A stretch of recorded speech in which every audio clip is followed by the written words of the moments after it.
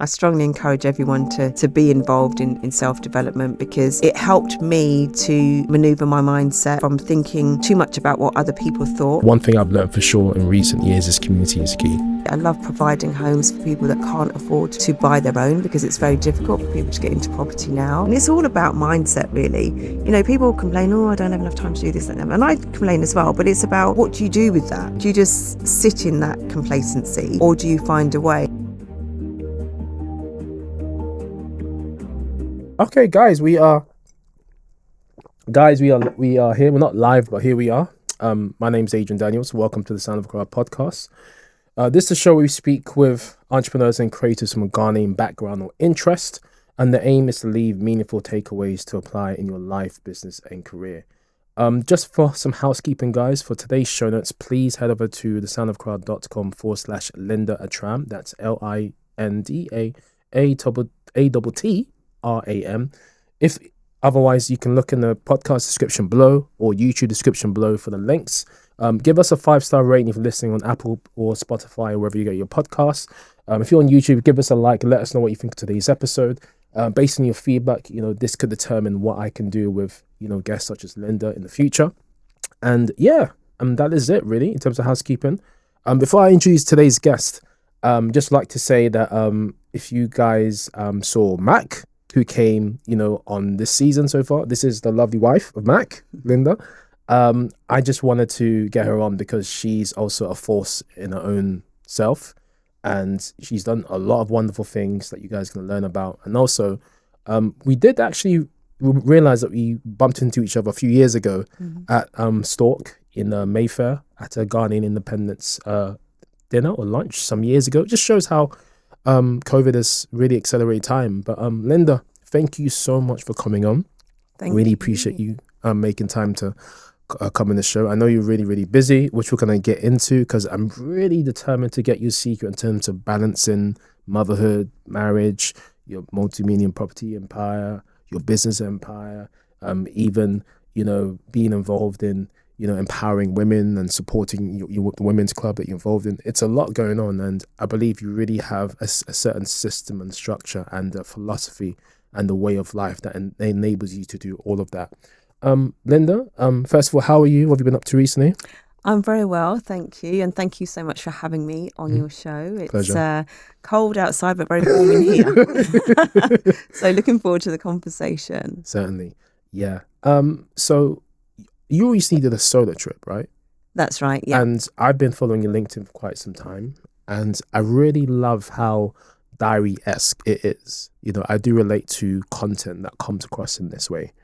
And in your solo trip, you mentioned, just what you mentioned was really, really powerful, just taking in, the environment. So you were like, this is actually your post. So, to the women who gave everything every single day, today is day 2 of my mini solo trip. Just me, the Caribbean Sea, and moments of pure, unfiltered freedom. It's been so long since I felt this way, like a kid exploring with eyes wide open, rediscovering what it feels like to just be. Of course, it goes on and on and on, but just reading that just really transports me to somewhere very tranquil, somewhere very peaceful, and somewhere very relaxing. How important is it for you to have trips like that? I mean, just off camera, we're just talking about you maybe perhaps going to get some solo food as well. How important is it for you to have these solo moments by yourself when you have such a, I want to say demanding, but quite what looks like from the outside looking in, a very busy, career or business? Thanks for that question. It's very, very important. And as you read through the first part of my post, I actually felt a bit emotional because it sounded so, it just brought me back to that point. And for me, it's really important because as a mum, as a busy mum, as a businesswoman, as a wife, I wear so many hats. And I wear all these hats for other people. Yeah. And I often don't get the chance to wear a hat for myself. Yeah. And so when the opportunity came up, I thought, well, why not? Yeah. My kids are of the age now where they're self-sufficient. So I'm blessed. They are respectful. They can just get on with things for themselves. So it was an ideal opportunity for me. And I've had a very, very, very busy year. And, See that. at the beginning of the year, having a solo trip wasn't even on my radar. I didn't even think that was even possible. Wow. And it was kind of a last minute thing that arrived. And I'm so glad that I took it and that I diarised it, and I will treasure those memories forever. Yeah. And I intend to do more and more solo trips because it just enabled me to be me again. Yeah. Without any hats, without, being able to just strip down all of those different layers of the responsibilities that I have and just be like a child again and have the whole beach to myself, get up when I want to get up, eat when I want to eat. Yeah. Don't have to say, oh, if you put the washing on or, tidy up and all that kind of stuff. It was so important to me. Yeah. I can totally relate. I mean, that's me in Ghana, actually. And I have a secret retreat that I go to in Ghana where I'm just more or less, well, my family's around, but there's a beach and, a place where I can literally just be by myself and just take in, the sea and the waves and the sand. And it's just amazing. Hey, global Ghanaian citizens. I hope you're enjoying this episode. It's just a very quick announcement. For today's episode offer, I'd like you to check the link in the description below. This is a special offer that we managed to secure in partnership with one of our guests or one of our partners. So please check the link in the description below for today's episode offer. You'll be able to take advantage of what we have in store for you today. I hope you enjoy the rest of the episode and I hope you enjoy the offer. Take care. I feel like you keep a personal journal. Do you journal? Do you write? I journal every morning in terms of my gratitude. Yes. And I started that just before I went on my solo trip. Yeah. But then it heightened in my solo trip, particularly when I was on the beach on my own, just because I love the sound of the sea. And that just really resonated with me. And so I've continued to do that. Yeah. Wow. When you write down or when you jot down moments of gratitude in your journal, now you've achieved quite a lot in your business and what you do in your life. Are you also someone that has jotted down certain goals and visions that you have for the future? I believe one of the guests that I've had in the show this season, Linda, I believe they said that those that jot down their goals are 1,000% more likely to achieve than those that don't write them down. Are you that kind of person as well as taking time to reflect and unwind and, put down, some of your thoughts of gratitude and reflection to you, as goals? Yeah, definitely write my goals down. And it's coming up to that time of the year when I do them again. So we actually do them as a family. Wow. So we do it in between the Christmas and the New Year period, so that they're completed before New Year's Eve. Yeah. And we do it as a family task. We get magazines out. We start tearing pictures out of things that we want to achieve, whether it be like nice holidays or pictures of money or whatever that is. Okay. So we do our family goals together, as in myself and Mac, but then the kids do their own goals and I do my own individual goals as well. Brilliant. Yeah. Yeah. So it's like a family tradition. That's amazing. And because we have it on pictures and then we laminate it, then we can always refer back to it throughout the year. Yeah. And then it's a process of each year, everyone talking about what they've achieved, what they haven't achieved, what they've learned. We go around the table and do that. So it's a real focused family activity. Amazing. How important has that been, Linda, for looking back at the goals and the great memories that you and your family have achieved, but also bonding together, coming together as family? How important has these traditions been? Yeah, it's very important because growing up, I didn't have that. And, there were a lot of things that I didn't have growing up in terms of setting goals and things like that.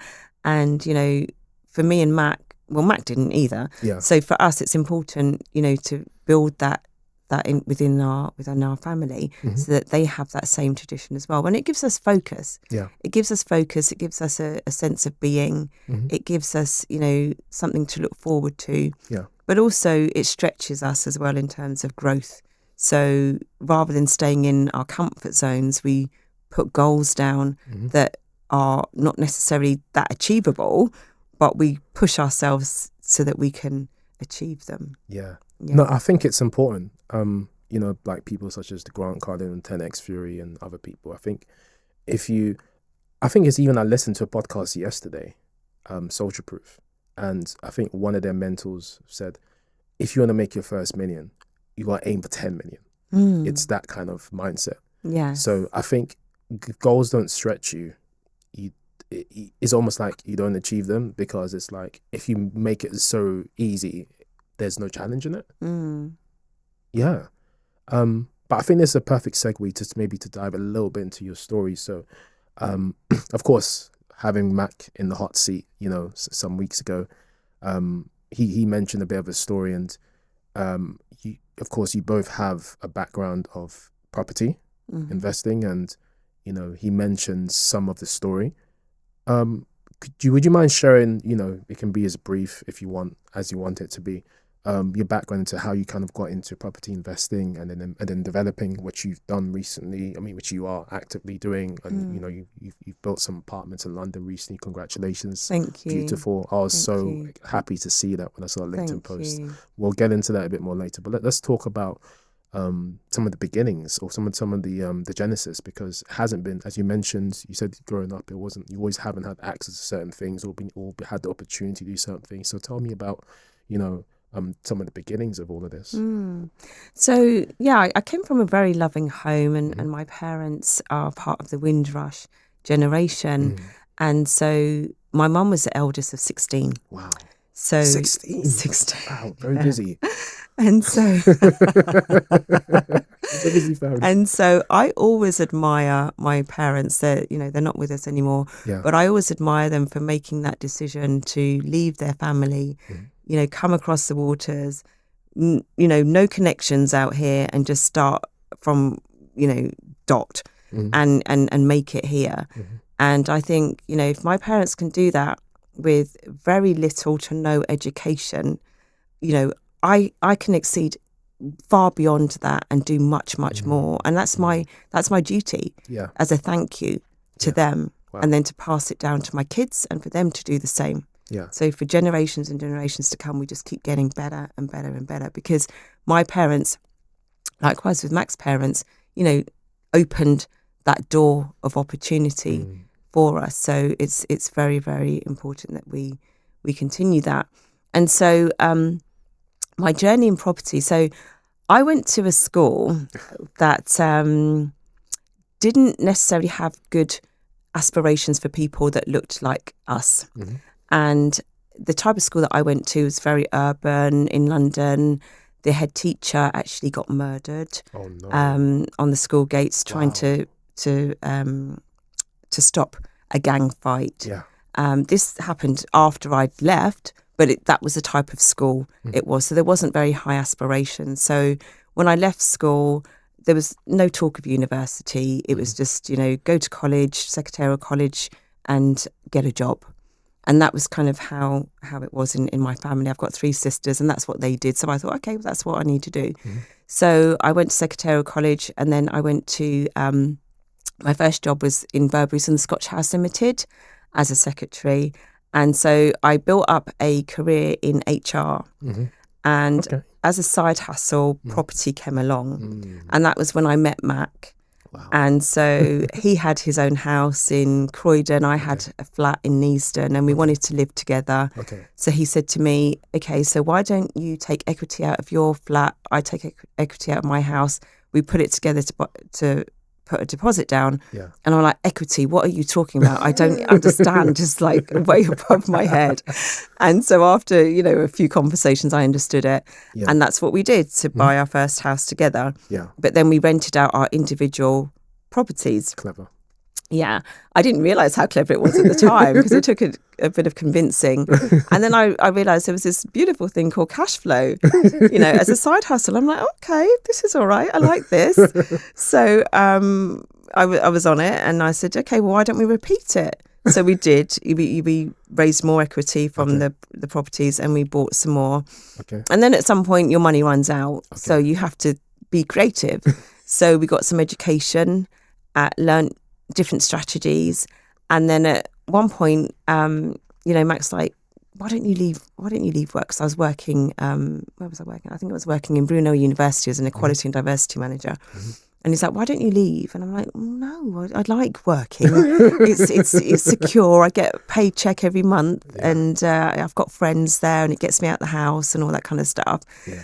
And it took some convincing for me to leave, because we were making enough income in order for me to leave, but it was that leap. Yeah. And so I made that leap and never looked back. Ooh. And, I absolutely love property. I love providing homes for people that can't afford to buy their own, because it's very difficult for people to get into property now. It is, yeah. And we're fortunate that we got in at the stage that we did. We've got the experience and background, behind us as well. So, that's how the journey started. That was a bit of a long answer to your question. No, I think it could have been longer, because I mean that's more or less the genesis of it. That's kind of how you got into it, and of course, you've been in it for 2.5 decades, which is phenomenal. Yeah. There's not many people that I meet that's been in property for that long. You and Mac are probably the longest running people that I've individually met in property. Okay. I mean, I've met trainers, I've met big trainers and stuff personally, but I don't think they even have that level of experience that you two have. So it's pretty and I think remarkable. the thing with that is that we set an intention that a lot of these trainers go out there to train other people, and we're not into education in terms of property. So our theme was to make sure that we created generational wealth. Wow. So that's why we're in it for the long term. Yeah. Wow. I mean, generational wealth is quite interesting. I just had one of the guests say here the other day talk about generational wealth, and like he mentioned, it's more than just assets. It's also like the knowledge you're passing down to your family, your children, and even your children itself can be generational wealth, because you've stored a lot of wealth in them in the form of knowledge and other things as well. Do you feel like the portfolio that you two have built is something that can be passed down to your kids, but also I'm sure you've passed on the knowledge of what you and Mac have learned over the years to them as well, for them to continue and to expand? Yes, we have passed the knowledge. They don't know everything yet. And we are very mindful that they're three individual children with their own mindsets in terms of what their career choices are. It's true, yeah. They're very interested in property from the wealth perspective, but they've got their own individual career goals and aspirations. But we certainly do pass down that knowledge to them, and as they're getting older, we'll pass more and more knowledge onto them. So if they choose to continue the business after we've gone, then that's their choice. Okay. No, it makes sense. I mean, it's something like a David Beckham. Like David Beckham, he's a famous footballer, and he has kids, and you'd think, his kids are going to be footballers, but not necessarily that has been the case with all of his kids, for example. So I can imagine with yourself, I'm not saying you like you're all famous and everything, but what I'm saying is that as this is the thing that you and Mac have been doing for such a long time, you're veterans, you know it inside out. It's natural to think that this is something that you're going to pass on to your kids, but it's always important to know that everyone comes with their own mindset. Everyone comes with their own desires for what they want to pursue. So I think it's really, really important that you mentioned that. So Linda, just going back to property, right? Let's talk about the apartments and maybe even some of the recent projects that you've worked on. I know it hasn't always been easy, and I think it's easy for people to see that the work that you guys have put into it. Like it's easy to see the finished product, but not a lot of people see what happens behind the scenes, and the late nights and the endless toil for it to come to life. I want you to talk me through the project that you guys recently built, because again, there's another LinkedIn. I just love your LinkedIn posts. That's why I'm just keep pulling them up. There's another LinkedIn post where you mention many see the glory, but they don't know the story. That building generational wealth in property isn't just about the success you see. It's about putting the work, overcoming obstacles, and staying resilient. After many years in property, my husband and I know this firsthand. So, yeah. So, of course, talk me through this project. So it's it's a project where you took a unique piece of a car park land. You purchased at auction, and you developed into apartments over 3 floors. Of course, it's 1, 2, and 3 bed apartments in London, which is absolutely phenomenal. Talk me through some of the obstacles, the challenges, and some of the resilience through that project. Yes, great question. So when we purchased the land, Yeah. it wasn't too long after COVID. So there were a lot of builders out there looking for, for work. Mhm. So we had a choice of a variety of builders, and we selected one who was excellent and did a great job, as you can see from the post. What the biggest challenge that we had, the first challenge that we had, was the finances, Mhm. because the price of materials just went up exponentially because of the whole COVID Oh situation, and then yeah, there was it's a true. shortage It's of true. It's true. steel, shortage of this, Yeah. shortage of that, Yeah. and the prices just skyrocketed. So when we did our initial budgeting, it was X, and then we had to find Y because Yeah. we needed the building to Yeah. go up, Mhm. and then we came across other challenges as well that we weren't aware of. Structural things, not with our building, but a building next door that impacted our building, which Wow. had a massive electrical cable Ooh. running right through the middle of our site. Oh my gosh. And we had to maneuver around that. And, fortunately, we had great builders that were flexible and kind of built the building back to front, if that makes sense. Otherwise, they would have had to stop. Wow. They would have stopped for at least 3 to 4 months, which would have put us back even further. Time is money, isn't it? Yeah. And then we were heading into winter, and we had scaffolding up, and we needed to get the scaffolding down, Yeah. and the weather just was not playing ball with us, to be quite honest. Yeah. And then there were other challenges as well, where we had with our legal team at the time. Unfortunately, they weren't acting in our favour throughout the transaction, and we had to sack our original legal team and get another one, which was very, very stressful, because you build a team together and you think that they're there to support you and they're in your best interest, but certain things weren't feeling right. Mhm. And also, you mentioned earlier that you've not met people in property as long as us, and so it is quite unusual. And especially to have a black couple together, working together on a project like that. And some of that does play into the sort of people that we meet and the connections we make in order to help our business grow. Yeah. So we have to be very mindful of that, because sometimes when things don't feel right, we relate it back to that fact that we're doing, or we appear to be doing okay, and perhaps we shouldn't be, because we're black, because we're married, we should have more problems. So let's make it more difficult for them. And so we identify that very quickly. Wow. And we Really? yeah, Oh my gosh. yeah, because at first it didn't come quickly, because we were thinking, oh, what's going on here? Maybe this is normal, or whatever, finding other reasons as to why we felt that way. But more recently, we identify it very quickly, and we don't stay in situations that appear to be toxic, or don't appear to be in our interests. So we have to maneuver. And I think that's one of the biggest things that I've learned from property. I mean, I've done some training and stuff, so I'm aware to an extent how it is like to be in the industry.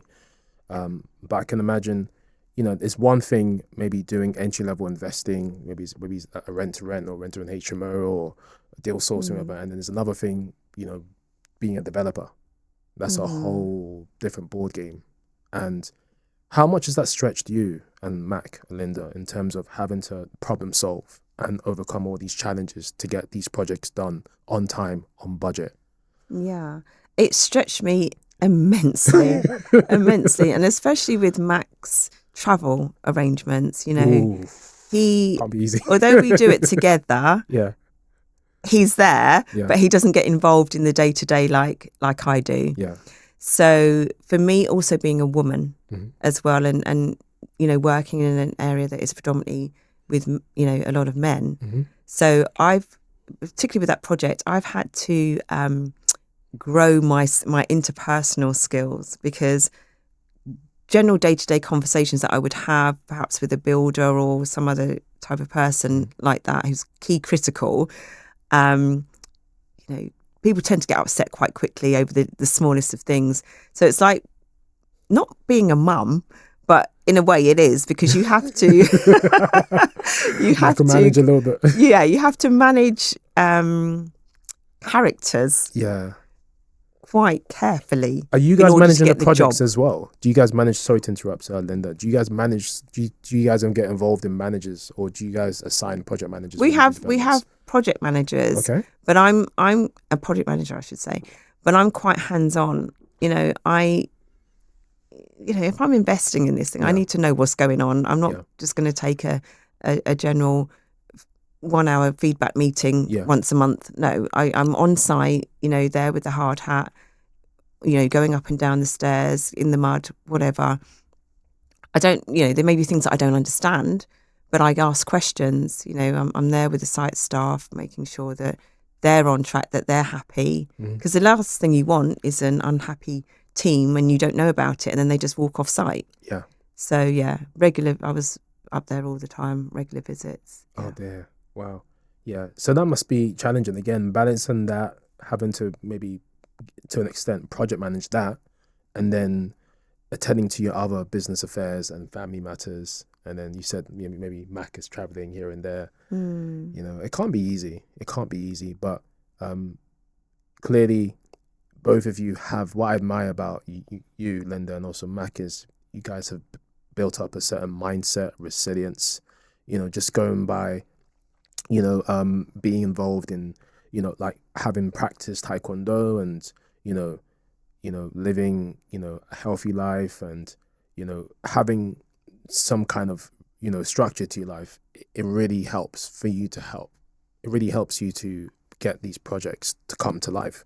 And this is another question I want to ask you, Linda. So what kind of systems do you put in place, like, to be able to manage all the different parts of the compartments of your life? Because clearly you need systems. Right? Yes, yeah. I'm a very organised person. My kids will probably say that I suffer from OCD, especially when it comes to cleaning and stuff like that. It's just I like to be very organised. I'm not a techie person at all, so I have the old traditional diary that I write everything down. I love that. And I get a great sense of satisfaction of crossing out when I've achieved. My kind of woman, my kind of person.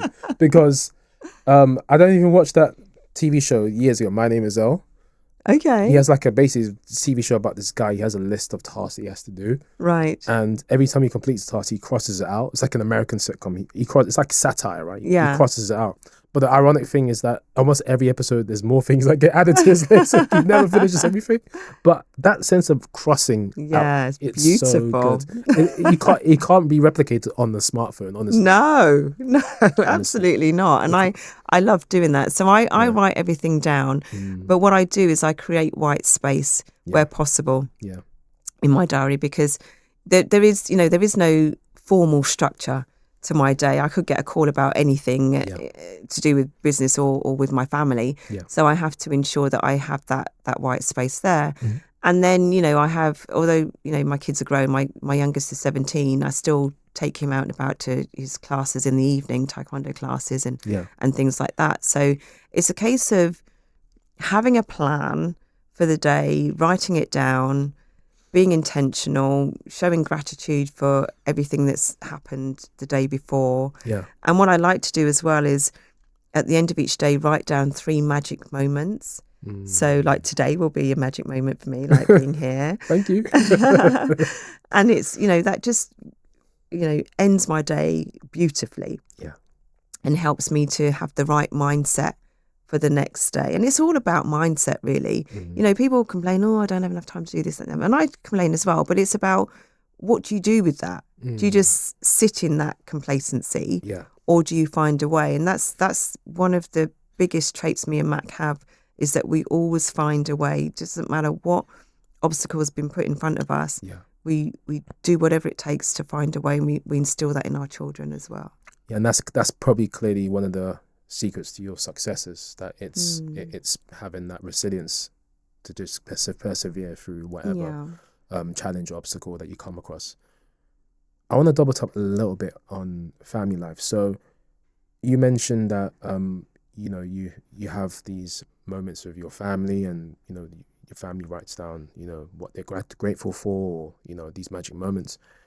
Now, when the kids were younger, like, how much tougher was that, you know, to kind of manage all of these different projects that you guys, that you and Maka, you know, have your hands on? Because I can imagine when they were younger, they probably needed more of your attention.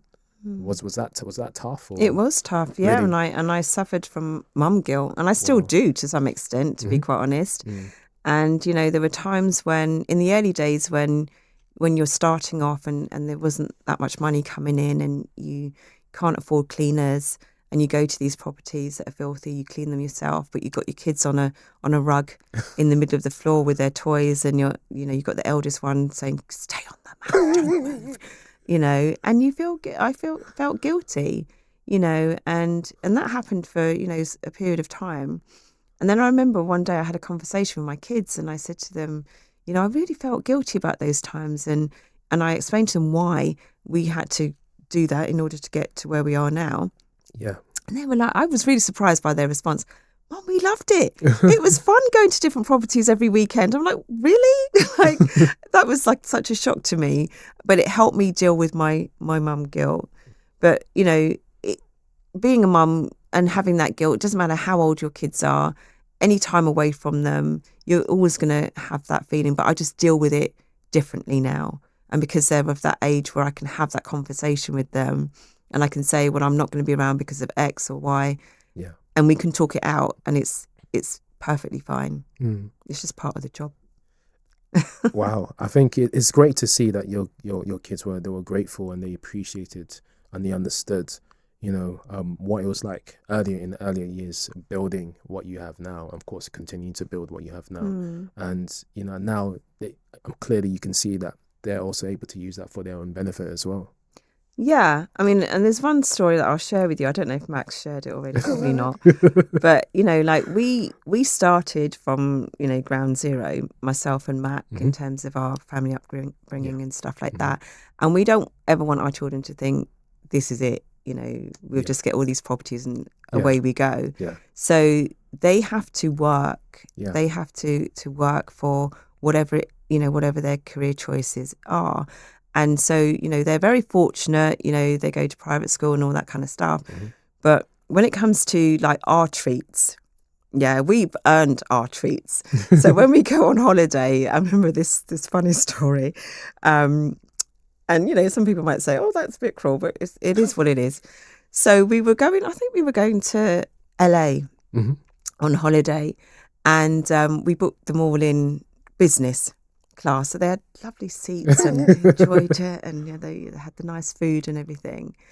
But then on the way back, we didn't book them in business. We were in business. No. So we turned left. They turned right, and we did tell them. You know, we showed them the tickets. They were like, "Oh yeah, you're just gonna like let us sit there and then come back for us after 5 minutes," and we didn't. And it was a lesson for them to know this is nice and this is what you can have, but you have to work for it. It's not just a given. We're not just because we're doing what we're doing, you're gonna have that all of the time. Yeah. And that was such a big lesson for them. And I remember going back to see them partway through the flight, and they were sitting there like three little orphans. It was so funny. And my eldest daughter was there, sort of like looking after them and stuff. But it was good, and you know, and now they know that if they want to sit there, they need to. It's not going to be there all of the time. They need to, you know, put in the work themselves in whatever career choice that they want, and it is possible. Absolutely. I love what you did there, Linda. And I think it helps not to raise spoiled kids, but also it helps to raise kids that are also willing to, you know, work for things that you and Mac have clearly worked hard for and achieved. And to value it as well. Absolutely. I remember listening to, not too long ago, a podcast with Eric Trump. I think he went on PBD podcast, and he was asked, did Donald Trump actually give them the whole empire just like that, or did they have to work for it? And he said that they actually had to work. All of the kids had to work hard to be in the positions that they were. Good. They weren't just hands they weren't just given a golden spoon or silver spoon, whatever you call it. It had to actually work. So I do love the principle that both of you have done for your kids. I think it's really, really important. Thank you. And also I think it's good that you let them taste business class, because I think once you allow someone to at least taste something, it then gives them, it puts that memory in their mind. Okay, this is what it actually feels like. I want to be back there. Yeah. So it'll give them the drive to want to work hard to get Exactly. Exactly. So they do come back into business occasionally, but not all the time. Yeah. Brilliant. Yeah. Then I want to segue into what you do in terms of women empowerment. So I know you have this Global Women's Club. Is that correct? And I know you speak with other, or also support other women entrepreneurs and other entrepreneurs, in what they do. It could be marriage, it could be motherhood, and their business. Could you talk us through a little bit about that? And also, congrats on some of the awards that came on the back of that as well. Thank you. Yes. So I'm part of Global Woman Club. That was founded by Morella Sula. And so I started off there as a member originally around 5 years ago, because I wanted a networking space that wasn't male dominated like it is in property, and wasn't going to be late at night because of the, my commitments with the children. So these were breakfast networking meetings. Clever. And so that's how I went into Global Woman Club. And then about 2 or 3 years into being a member, my father passed away. Condolences. And it was during COVID, actually. Oh no. And I remember how I dealt with my mum passing away 14 years ago, and it wasn't good. I cried for 3 years every single day, and I vowed that when my dad passed, that I wasn't going to deal with it in the same way. So I needed to find a channel to put my energy in for good. And that's when I decided to approach Morella to become a director, because that meant that I was going to grow a community of women. I was going to inspire them, empower them. So for me, it wasn't necessarily a distraction from my dad's passing. It was more of using my energy rather than being in a low state or low energy to deal with it a lot better. Okay. So yeah, that's how I got into the Global Woman Club. So it's an online community where women from around the world meet and connect and inspire each other. Brilliant. And how important has that been for you and for other women who's part of this to essentially, discuss and share, maybe it could be even issues or matters of maybe self-esteem, emotions, wellness, health, well-being, and maybe different business challenges. How important has it been as a platform for yourself and for other women? It's been a brilliant platform. Yeah. It's helped me to grow personally and professionally. We have women that come from all over the world. I create this safe space for them. We talk about business issues, we talk about personal issues. We laugh together, we cry together. We share real raw emotions, and we had a meeting last night actually, and I just love that community. They are just such an epic group of women, and when women come together, as that saying says, magic happens, and we all support each other to help.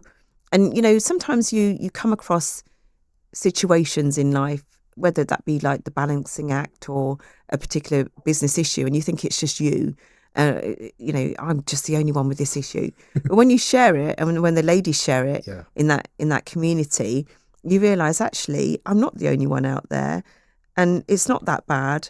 And when you hear other people's stories, you realise actually my story's okay, because some people are suffering really, a lot more than me, and then you become more grateful for the opportunity to share, but also to learn from each other as well. Wow, that's really insightful, and it's really inspiring to hear that such platforms exists. And I think it's important. I think what I can take from this is I think it's important that everyone has some kind of community that they can be a part of, whether they're supporting that community or whether they can take from that community. I think it really does help. Whatever that person's career, businesses, or even background. One thing I've learned for sure in recent years is community is key. Yeah, it certainly is. Definitely. No matter format that is, it could be online, in person. I think in COVID as well. You mentioned COVID not too long ago.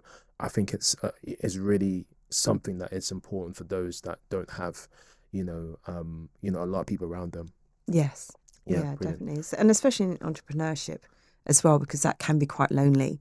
So, Very. you can go around to lots of networking meetings, but, they can just be these chance conversations. But when you have that community that you can always go back to share your experiences with is really important. Yeah. Lynn, this has been a fantastic conversation. I'm aware that, you've been piecing a book together, or you've been writing the book. A book? A book? I've written a chapter in a book, the Female Entrepreneurs, which is part of the Global Woman Club, where I share my story in there. And for me, it was really important to share my story, because I can talk to my kids about whatever, but for them to be able to hold a book and pass that down for generations to come, to say, okay, this is mum, this is grandma, whatever, this is the story. And I've got memories of my mum's story and I can retain that.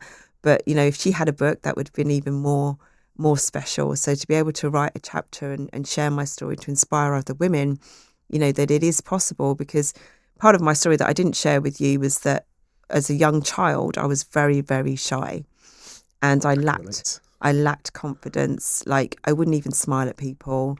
And, when I had my very first job, I was so conscious about what I thought other people would think about the way that I dressed, the way that I looked, the way that I talked, that I wouldn't have any conversations apart from what I needed to do for my job. And then when it came to lunchtime, I wouldn't go to the canteen because I was too afraid. Wow. I just didn't have the confidence to walk in there and have that general, hello, how are you type conversation. So I would do one of two things. I would either bring in my lunch and I would go into the toilet cubicle. Wow. And I'd eat my lunch by myself. Gosh. Yeah. I was that fearful. I'd eat really quickly, because then I'd be thinking, oh, if somebody saw me going in the toilet, they think, why is she in there for so long? So I just, scoff down my food really quickly and then go back to work. Or I'd go to, there was this Angus steakhouse on the corner in Piccadilly Circus somewhere, and I'd just spend a fortune, like silly money, eating by myself, because I just couldn't face having a conversation with somebody. It was just not a nice period of time for me. But fortunately, I found self-development and built my confidence back up, which is really important, because I always thought, development finished at school. I didn't think that there was, development for adults. And when Max started on his development journey, I just didn't get it at all. I don't know if he shared that with you, but I did not understand it. I was like, I'm too busy bringing up the kids. You're finding yourself, away you go.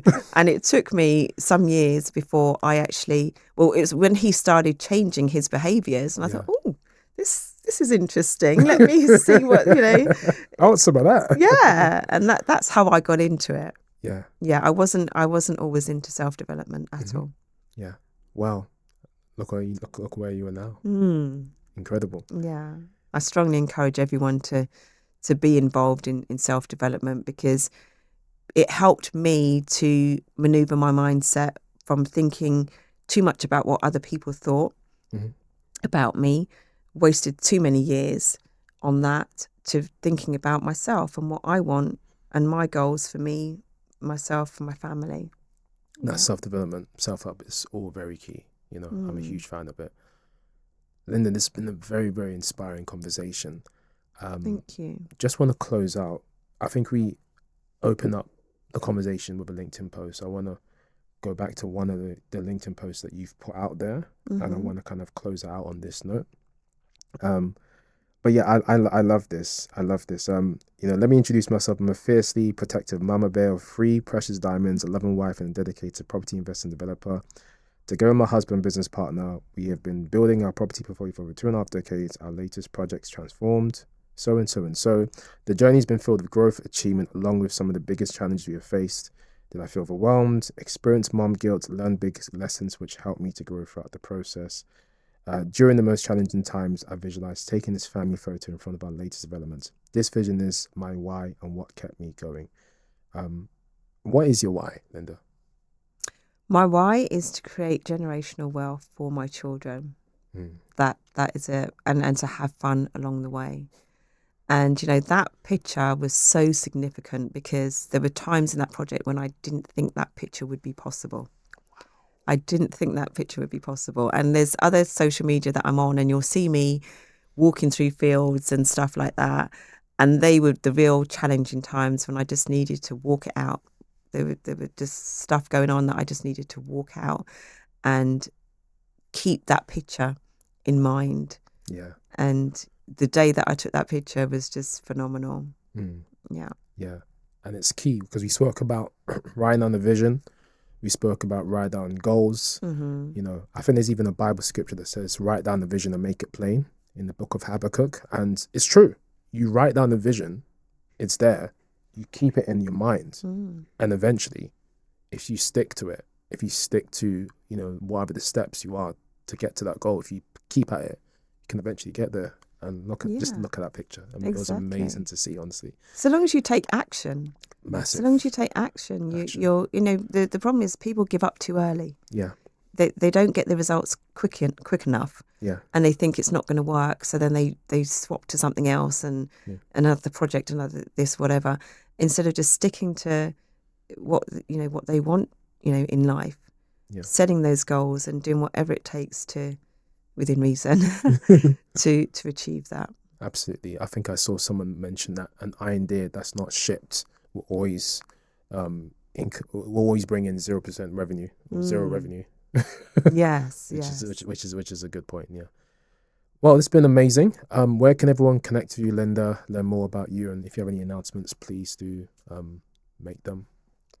Yeah. So thank you for the opportunity. So yes, I am. You can connect with me on LinkedIn, on Facebook, and also on Instagram. My name is Linda ATTRAM, ATTRAM. And yeah, I'd love to connect with you if you want to talk about property. I do property mentoring, but particularly with students at the moment for Westminster College. But I also do bespoke coaching and mentoring on property for individuals. So yeah, reach out and connect with me. Thank you. Brilliant. So there you have it, guys. The wonderful, amazing Linda ATTRAM. If you guys want to get the show notes from today's episode, please head over to thesoundofcrowd.com/Linda ATTRAM. That's LINDAATTRAM. Yeah, if you're on YouTube, or please let us know what you think of today's episode. Get in the comments or drop us an email, info@thesoundofcrowd.com. Yeah, depending on the feedback, this could determine how this relationship with Linda goes forward. And having said that, thank you so much for listening. Give us a like, leave us a review on your way out, and we'll catch you in the next episode. Thank you so much, guys. Take care. Bye-bye.